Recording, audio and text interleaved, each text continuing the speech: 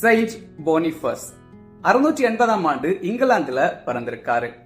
இவருடைய சின்ன வயசுல இவருடைய வீட்டுக்கு சில துறவிகள் வந்திருக்காங்க.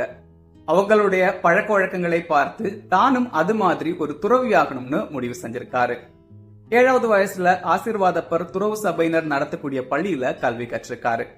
படிப்பை முடிச்சதுக்கு பிறகு அதே துறவு சபையில துறவியாவும் ஆயிருக்காரு. அதுக்கு பிறகு திருத்தந்தை 2ஆம் கிரகோரியோட அறிவுறுத்தலின்படி ஜெர்மனிக்கு போய் அங்க மறைப்பணி ஆற்றியிருக்காரு. இவருடைய மறையுரையை கேட்டு ஏராளமான மக்கள் கிறிஸ்தவ விசுவாசிகளா மாறியிருக்காங்க. சில ஆண்டுகளுக்கு பிறகு ரோமைக்கு வந்திருக்காரு. இவரை கட்டாயப்படுத்தி ஆயரா திருநிலைப்படுத்தியிருக்காங்க.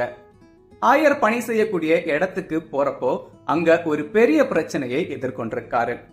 அதாவது இயேசு கிறிஸ்துவா இல்லை வேற்று மத தெய்வங்களா, இப்படி ஒரு பிரச்சனை அங்க நடந்துகிட்டே இருந்திருக்கு.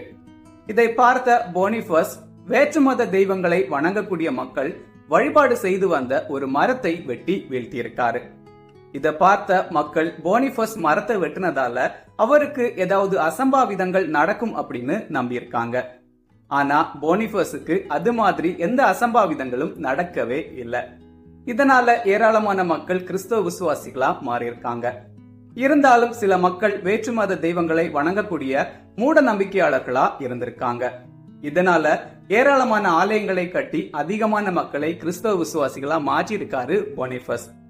போனிஃபஸ் ஒரு கட்டத்துல பேராயராவும் நியமிக்கப்பட்டிருக்காரு. ஒரு தடவை நெதர்லாந்துல சில மக்களுக்கு திருமுழுக்கு வழங்கிட்டு இருக்கிறப்போ போனிஃபஸ சில மர்ம நபர்கள் கொலை செஞ்சிருக்காங்க. போனிஃபஸ் இறக்குறப்போ தன்னை கொலை செய்தவர்களை மன்னித்து விட்டு இறந்து போயிருக்காரு. ஜூன் 5th செயின்ட் போனிஃபஸ் ஃபீஸ்ட் டே.